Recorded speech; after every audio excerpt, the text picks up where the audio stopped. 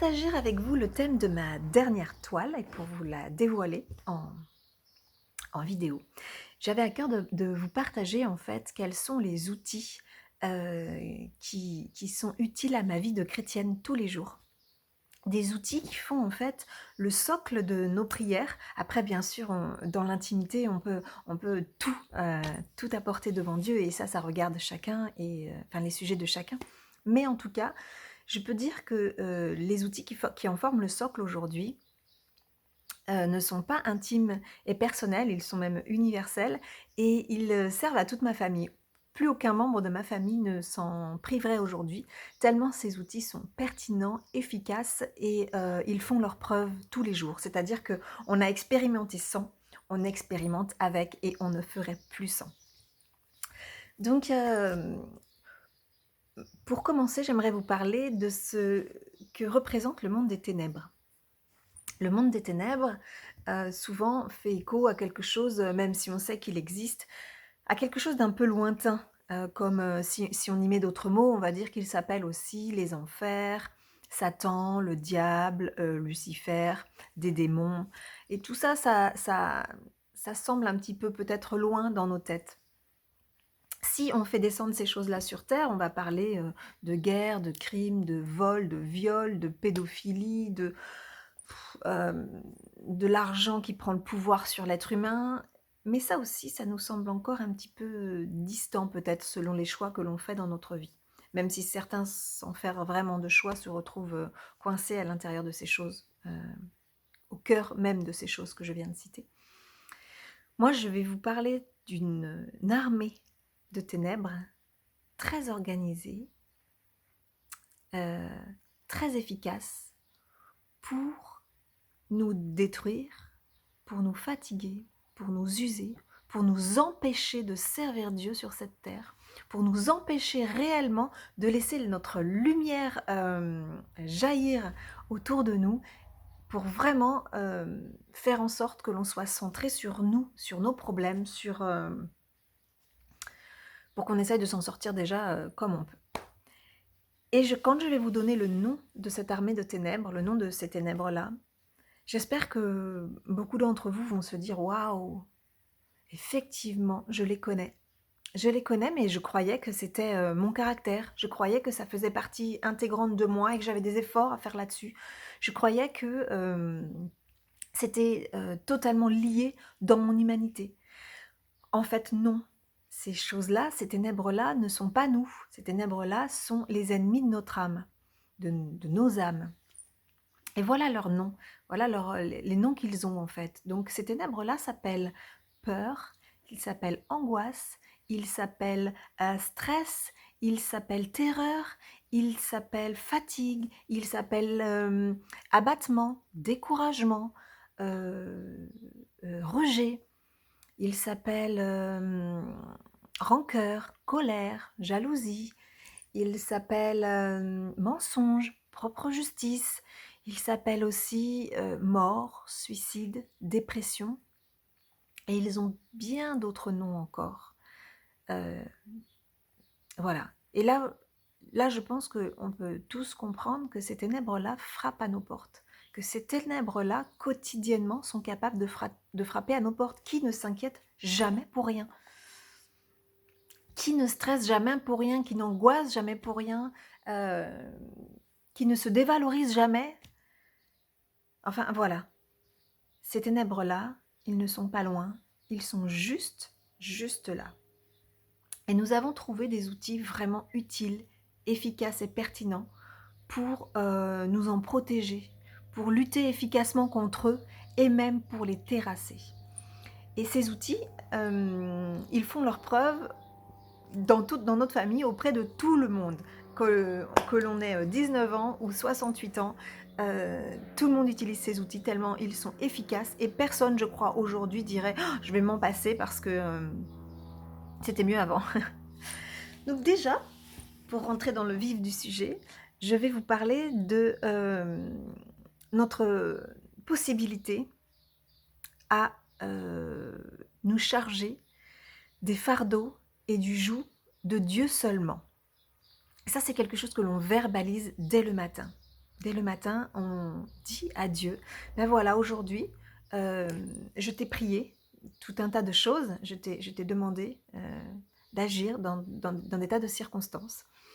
Et je ne veux pas, je refuse de porter des fardeaux injustes. Ce que je veux mettre sur mes épaules, c'est le fardeau et le joug de Dieu, parce que son fardeau est léger et son joug est doux. Pourquoi mettre quelque chose alors que si ce fardeau est si léger et si doux, pourquoi le mettre sur nos épaules s'il n'a aucun poids? Eh bien tout simplement parce que la nature n'aime pas le vide. Et si vous ne mettez rien sur vos épaules, alors le malin se fera un vrai plaisir de ramener des choses sur vos épaules. Euh, la nature n'aime pas le vide. Vous prenez un courant d'air chaud, s'il s'élève, systématiquement un courant d'air froid arrive en dessous, mais ils sont vraiment collés en fait. Il n'existe pas d'endroit neutre où il n'y a rien. Eh bien, spirituellement, c'est pareil. Et le vide, le rien n'existe pas. Si vous ne le comblez pas avec Dieu, les ténèbres se chargeront de venir les combler avec des tas de choses qui vont vous torturer, qui vont vous user, vous fatiguer, vous perturber. Qu'est-ce qu'un fardeau injuste? Un fardeau injuste, c'est, imaginons par exemple que je cherche un travail. Voilà. Imaginons que je cherche un travail. Je prie Dieu, je dis, bah voilà, Seigneur, je te demande vraiment de, de m'aider dans cette quête de travail et de faire que je puisse trouver le travail parfait pour moi. Celui qui m'épanouira, mais aussi celui qui me permettra de payer tout ce que j'ai à payer, qui me permettra de profiter aussi, d'élever mes enfants, voilà, le travail qui mettra mes compétences à l'œuvre et qui me fera aussi apprendre ce que j'ai à apprendre, ce que tu veux que j'apprenne.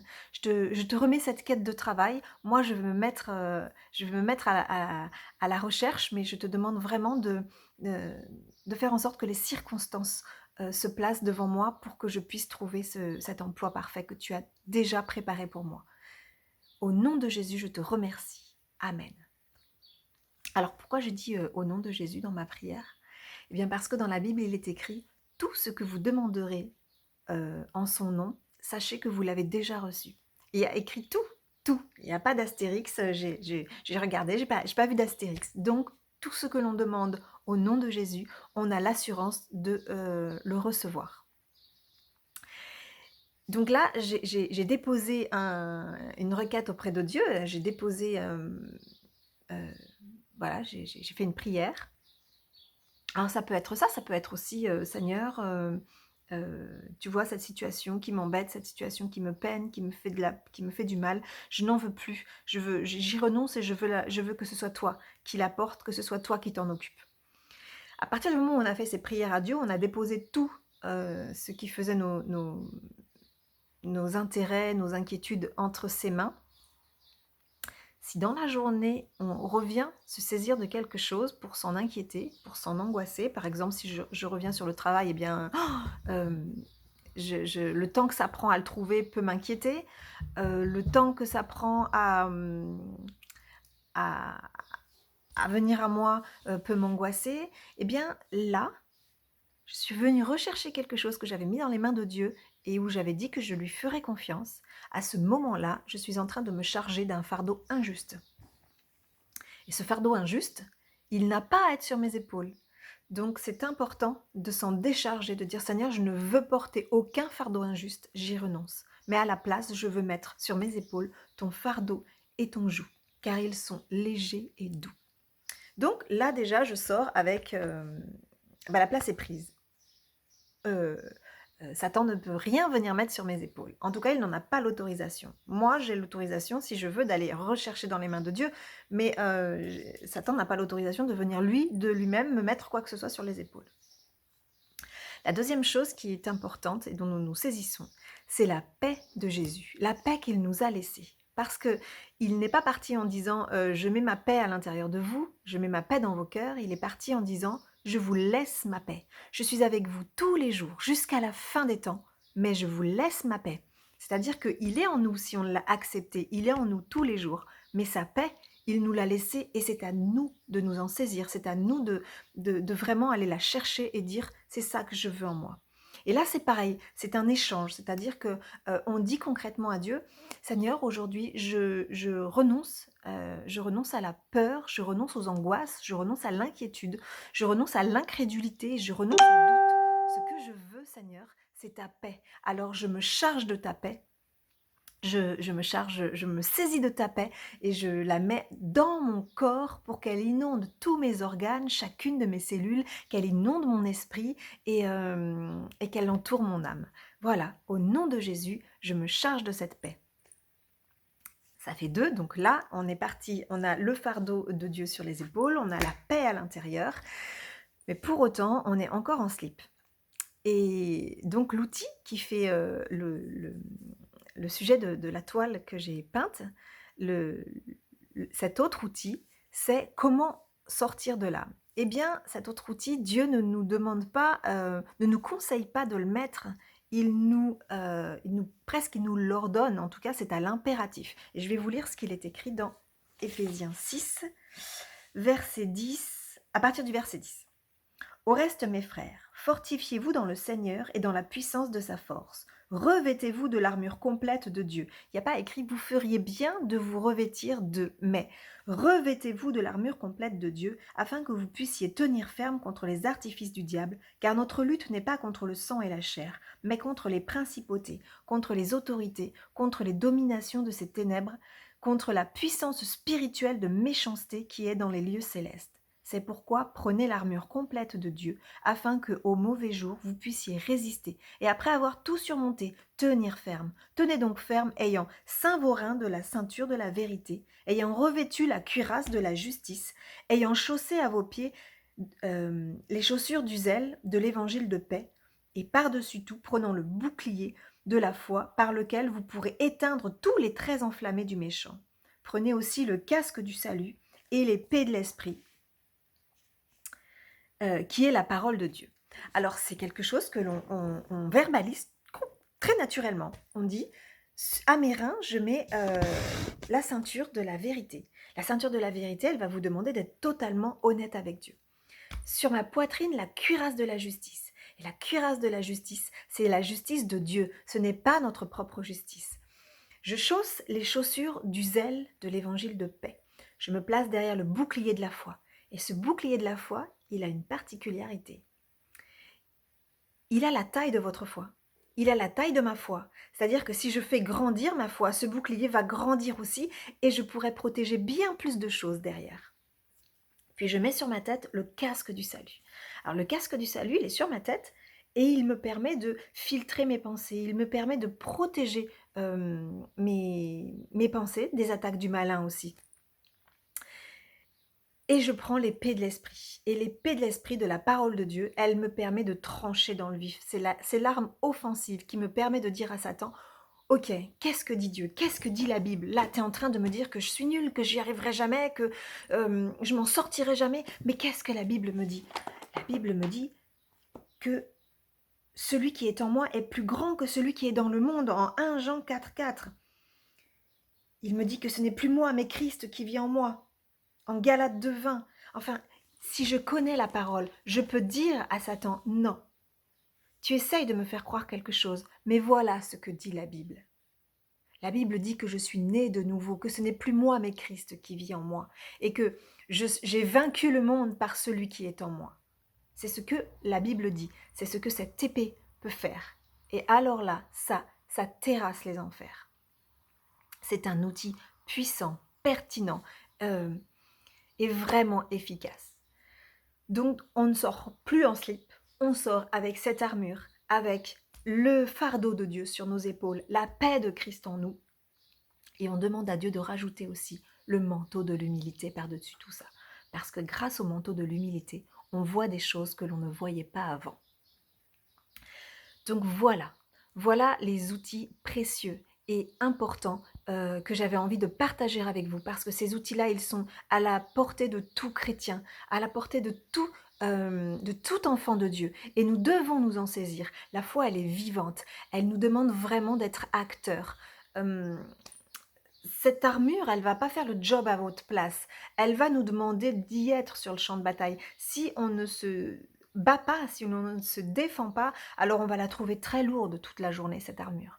Mais si on se défend avec, si, par exemple, lors d'un début d'embrouille avec mon chéri, ça commence à sentir mauvais, on commence à se prendre la tête sur un sujet, eh bien si à ce moment-là, je dis « Ok, qui c'est qui essaye de nous embrouiller comme ça? Je vais me placer derrière le bouclier de la foi. » Et là, je peux voir les traits enflammés du malin. Je me place, j'ai la cuirasse de la justice de Dieu. Donc pas moi, pas ma justice à moi, ce que moi je crois être vrai, juste, mais celle de Dieu. Celle de Dieu. Seigneur, montre-nous dans cette situation. Montre-lui à lui. Donne-lui du discernement et donne-moi du discernement. Il y a aussi une prière très efficace, c'est de dire à Dieu, Seigneur, renouvelle mon intelligence en toi au nom de Jésus-Christ. Cette prière, elle est efficace dans les quelques secondes qui suivent. C'est-à-dire qu'avant, je réfléchis seule avec mes petits paramètres humains à moi sur n'importe quelle situation. Et je peux vous dire que mes paramètres humains à moi, ils sont forcément limités. Ils sont limités à ma culture personnelle, ils sont limités à mon histoire personnelle, ils sont limités à mon intelligence humaine, ils sont limités à qui je suis. C'est faire des calculs avec trop peu de chiffres. Alors que quand je dis à Dieu, renouvelle mon intelligence en toi au nom de Jésus, eh bien d'un seul coup, je me mets à réfléchir avec les paramètres de Dieu, c'est-à-dire que je ne réfléchis plus toute seule, je réfléchis clairement avec Dieu. Et ce qui s'ouvre devant moi est immense et merveilleux. Donc voilà, je vous ai partagé ce qui peut nous servir à tous dans la vie de tous les jours. Et tout ça, on le retrouve dans la Bible. Et c'est des choses dont Dieu nous engage vraiment. Il nous demande de nous servir de toutes ces choses. Il ne nous dit pas qu'elles vont venir naturellement sur nous et elles vont nous protéger. C'est à nous de le faire. Donc je vais vous présenter la toile maintenant que j'ai faite sur le fait de porter cette armure. Alors, attendez. Hop. Donc, je vous mettrai une photo sur la page pour que vous puissiez vous rendre compte plus facilement de la toile. Parce que là, avec les reflets et en vidéo, c'est pas évident.